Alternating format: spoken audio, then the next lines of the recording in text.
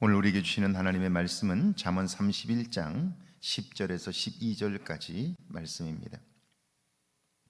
잠언 31장 10절에서 12절까지 말씀, 우리 한 목소리로 함께 봉독합니다. 잠언 31장 10절에서 12절까지 말씀입니다. 누가 현숙한 여인을 찾아 얻겠느냐? 그의 값은 진주보다 더하니라. 그런 자의 남편의 마음은 그를 믿나니 산업이 핍절하지 아니하겠으며, 그런 자는 살아있는 동안에 그의 남편에게 선을 행하고 악을 행하지 아니하느니라. 아멘. 하나님의 말씀입니다. 오늘 하루도 하나님의 은혜가 여러분과 함께 하기를 주의 이름으로 축원합니다. 오늘 본문에 나오는 현숙한 여인은 크게 두 가지 의미가 있습니다. 첫째는 삶의 태도에 있어서 용기가 있습니다. 두 번째는 성품에 있어서는 온유하고 자상하다, 그렇게 말할 수 있습니다. 이런 의미에서 볼 때 여리고성에 있었던 라합이야말로 현숙한 여인이라는 생각이 듭니다. 그녀는 여리고성에 살았지만 정탐꾼들을 숨겨줄 정도의 용기가 있었습니다. 그들을 자상하게 배려하고 마지막까지 돌봐줄 정도로 온유하고 그리고 배려심이 있는 여인이었습니다. 그녀의 현숙함이 결국 자기 자신과 가정을 살렸습니다. 그뿐 아니라 예수님의 족보에 오르게 되었지요. 그렇다면 누가 이런 현숙한 여인을 만날 수 있느냐 하는 거죠. 이 말은 사람을 대하고 그리고 평가하는 태도에 관한 문제입니다. 사람을 외모로 평가하고 판단한다면 결코 현숙한 여인을 만날 수 없지요.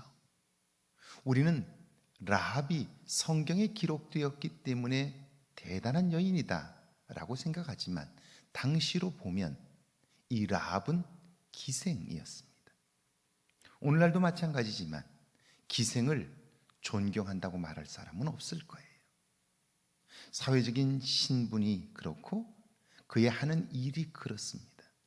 사람들로부터 좋은 평가를 받을 수 있는 사람은 아니었다는 거죠. 그런데 오늘 그를 현숙한 여인이라고 말할 수 있는 이유가 무엇입니까? 그것은 그의 직분이나 그 어떤 것 때문이 아닙니다. 그가 살면서 결정적인 순간에 보여주었던 용기 있는 행동, 그리고 그 일을 추진함에 있어서 자상하고 다른 사람을 배려하고 온유한 모습, 그것이 결국 그로 하여금 현숙한 여인이라고 우리가 오늘 이야기할 수 있는 것이죠. 그런데 만약 그때 우리가 그 여인을 외모로 그리고 그의 하는 일로 평가했다면, 그 여인이 가지고 있는 내면의 모습들, 그 여인이 가지고 있는 대단한 모습들을 우리는 볼 수 없었을 거예요. 사람을 외모나 그리고 그 어떤 하는 일로 평가를 한다면 결코 우리는 현숙한 여인을 만날 수 없다 하는 것이죠. 용기와 자상함은 결코 눈에 보이는 부분이 아닙니다. 세종대왕의 위대함은 그가 사람을 외모로 평가하지 않았던 데에 있는 거죠. 노비였던 장영실에 관한 관심을 가졌던 것도 그렇고, 분명 그는 노비였음에도 불구하고 그의 재능을 보고 그의 출중한 실력을 보고 그를 노비에서 면천해 줄 뿐 아니라 높은 직책에 앉힌 거죠.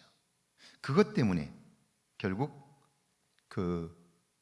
세종대왕은 조선을 과학의 나라로 세울 수 있었던 거죠. 그러니까 그 사람을 볼 수 있는 눈, 그 값은 진주보다 더 귀하다고 말할 수 있죠. 그런 자의 남편, 현숙한 여인을 아내로 맞이한 사람입니다. 그가 현숙한 여인을 부인으로 만날 수 있었던 것은 사실 사람에 대한 믿음이 있었기 때문일 거예요. 사람은 누구나 자신만의 재능과 은사가 있어요. 그것을 보고 관심하며 지지할 때 그 사람의 내면을 만날 수 있게 되는데요.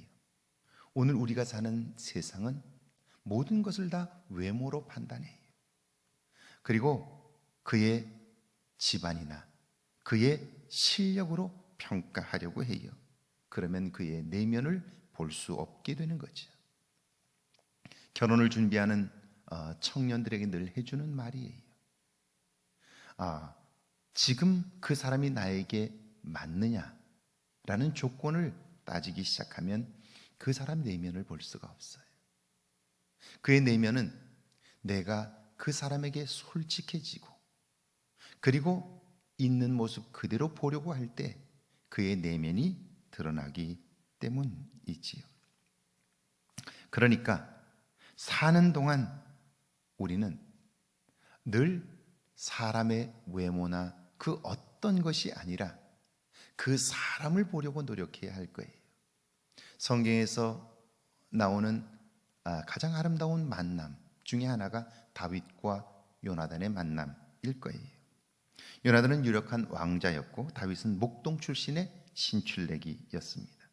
그럼에도 요나단은 그의 신앙과 용기 있는 모습을 보았고 자신의 소중한 것을 주어 친구로 삼았던 거죠. 이걸 볼 줄 아는 사람의 산업은 결코 망하지 않아요. 왜냐하면 그의 곁에는 진심으로 함께하는 사람들이 많기 때문이죠. 그런 자는 살아있는 동안에 그의 남편에게 선을 행하고 악을 행하지 않느니라.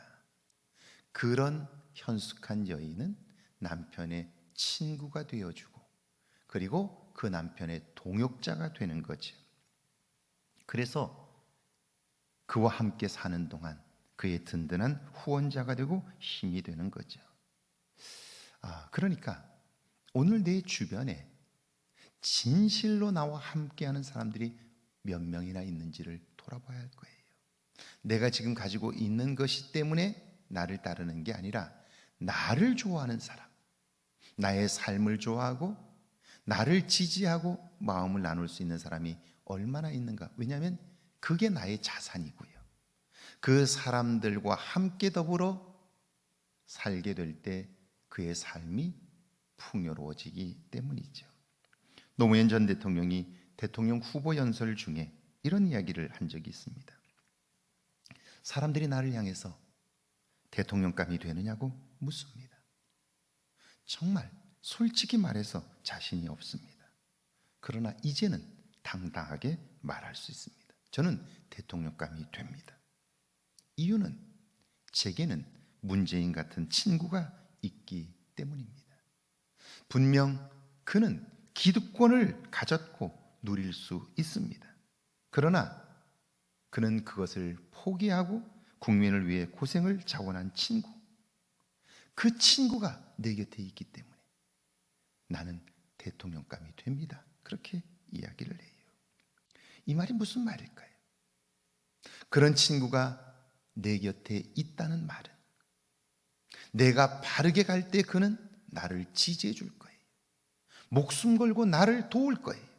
그러나 내가 잘못 간다고 할 때 그는 나를 가로막고 이 길은 아니라고, 그렇게 가면 안 된다고 목숨을 내어놓고라도 그 길을 말릴 것이기에 내가 혹 대통령이 된다고 할 때에 내가 반드시 선한 길로 가도록 이끌어줄 친구가 있기에 나는 대통령감이 된다고 이야기를 하는 거죠. 현숙한 여인, 그는 남편에게 선을 행해요. 남편이 바르게 갈 때에는 그를 지지하고 격려하지만 남편이 잘못 갈 때에는 목숨을 걸고 막아서는 거죠. 아비가일 같은 여인이라고 말할 수 있을 거예요. 오늘 하루를 사는 동안 나는 과연 만나는 사람들에게 진심으로 대하고 있는지, 마음으로 만나고 있는지, 그리고 나는 다른 사람을 외모나 그 어떤 것이 아니라 그의 내면을 보며 그 사람을 이해하려고 하는지, 이걸 볼 수 있어야 할 거예요. 내면을 통한 승리가 저와 여러분의 삶에 있기를 주의 이름으로 축원합니다. 우리 같이 한번 기도합니다. 용기 있고 온유하고 자상한 성품으로 변화되게 해달라고요. 사람을 진심으로 대하며 살게 해달라고요. 함께 기도합니다. 하나님, 이 땅을 사는 동안 용기 있게 하시고 온유하며 자상한 성품으로 살아가게 하옵소서. 매일매일 주의 말씀으로 우리의 내면을 하나님 다스려가게 하시고 주의 말씀을 채워 은혜 안에 살도록 주님 도와주옵소서. 오늘 하루를 사는 동안도 사람을 진심으로 대하게 하시고 하나님 참으로 나와 마음을 같이 하는 사람들이 내 곁에 많아지도록 오늘의 삶을 축복해 주옵소서. 주어진 삶 하나님 그저 생각 없이 살지 않도록 시간을 낭비하지 않도록 도와주시고 하나님 내 주변에 있는 사람들 하나님이 보내주신 관계의 축복을 기억하게 하셔서 하나님 소중하게 대하며 아름답게 만나가도록 역사해 주옵소서. 오늘 하루도 하나님의 인도하심 속에서 좋은 관계를 통한 은혜가 우리 안에 있게 하옵소서. 예수님의 이름으로 기도하옵나이다. 아멘.